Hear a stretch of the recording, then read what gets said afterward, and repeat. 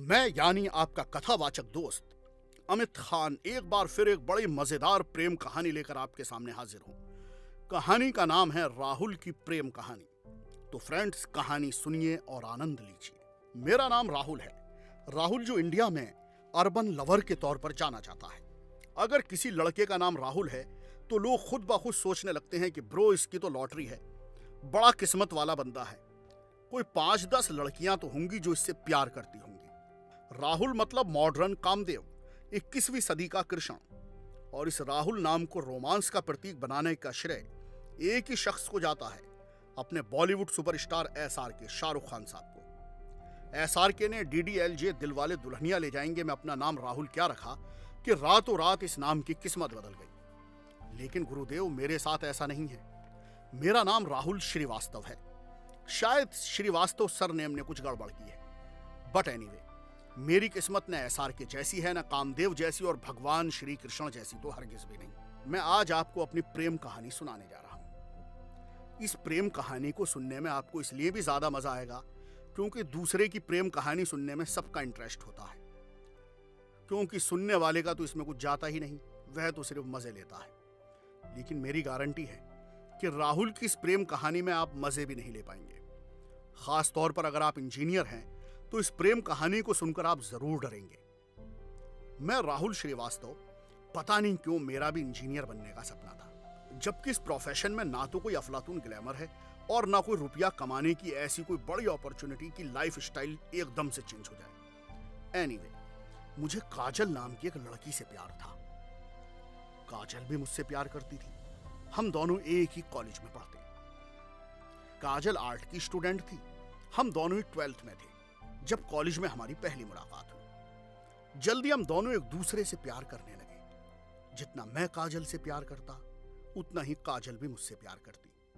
अगर पहली नजर में देखा जाए तो हमारे प्यार में कोई प्रॉब्लम नहीं थी, लेकिन बिना प्रॉब्लम के प्यार कैसे हो सकता है? प्यार और प्रॉब्लम का तो चोली दामन का साथ है दोस्तों। 12th के बाद मुझे बीटेक मिला, जबकि उसे BBA मिला। मैं जब बीटेक कर रहा था तो उसे MBA मिला। फिर जब मैं एमटेक में एंट्रेंस की तैयारी कर रहा था तो तभी सडनली मेरे ऊपर दुखों का एक बहुत बड़ा पहाड़ टूट पड़ा। काजल की शादी हो गई। उस काजल की शादी हो गई जिससे मैं बेपनाह प्यार करता था। तौबा, मेरे ऊपर जबरदस्त वज्रपात हुआ। मुझे ऐसा लगा जैसे मेरी दुनिया एक ही झटके में खत्म हो गई हो। मुझसे अलग होते हुए वह भी काफी रोई। लेकिन हम दोनों की शादी में सबसे बड़ी प्रॉब्लम मेरी एजुकेशन ही थी। मेरे पास अभी कोई जॉब न था। जॉब तो बहुत दूर, अभी मेरी एजुकेशन ही कंप्लीट नहीं हुई थी।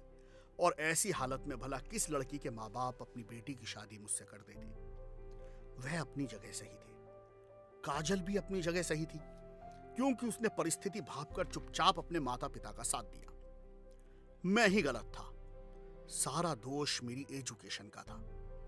मेरी ये लव स्टोरियां खत्म नहीं हो जाती, बल्कि आगे भी इस प्रेम कहानी ने ऐसे कई ट्विस्ट लिए जो सुनने लायक है, क्योंकि अभी तो इस प्रेम कहानी का अंत बाकी था। ज्यादातर लोग समझते हैं कि शादी के बाद हर लव स्टोरी पर द एंड का कैप्शन लग जाता है, बट मेरा इसमें यकीन नहीं है। प्रेम तो एक बहती हुई ऐसी अनंत विरल धारा का नाम है जो कभी नहीं रुकती, जिसका कभी अंत नहीं होता। राहुल और काजल की इस लव स्टोरी में शादी के बाद क्या हुआ, आइए ये भी जानते हैं। मैं जब एमटेक कर रहा था, काजल 2 बच्चों की मां बन गई। पहले लड़की हुई, फिर लड़का। लड़की का नाम काव्या, लड़के का नाम आर्यन। तब तक मैं भी थक गया था। मैं जिस इंस्टीट्यूट में था उसी में मुझे लेक्चरर का जॉब मिल गया।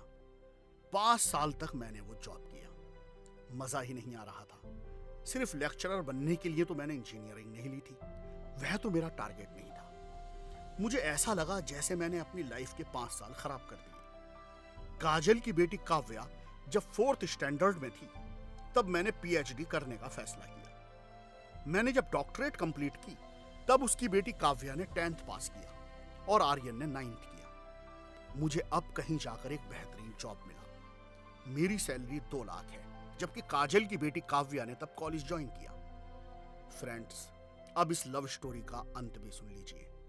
जानते हैं, आज मेरी एंगेजमेंट है और काजल की बेटी काव्या मेरी पत्नी बनने वाली है। काजल आज भी बहुत खुश है। उसने आखिर मुझे अपने दामाद के तौर पर जो पा लिया है, मैं काव्या की तरफ देखता हूं तो मुझे भी उसमें काजल ही नजर आती है। लेकिन फिर भी मेरे मन में एक हल्की सी टीस है। और जानते हैं, इस प्रेम कहानी से मैंने क्या सीखा? अगर मेरे बेटा हुआ तो मैं उसे इंजीनियरिंग तो हरगिज नहीं कराऊंगा। ईस्ट और वेस्ट, अपनी art is the best. Engineering करने के चक्कर में अपनी लाइफ का मैथमेटिक्स ही फुल चेंज हो गया। अगर आप भी इंजीनियरिंग करने जा रहे हैं तो ब्रो थोड़ा होशियार हो जाओ, आगे आपकी मर्जी। के लिए मुंबई में पति पत्नी बनकर रह रहे थे तो चाचा जी जैसे स्मार्ट आदमी के भी होश उड़ गए। लेकिन हम सोसाइटी में क्या कहकर रहेंगे कि हमारा एक दूसरे के साथ क्या रिश्ता है?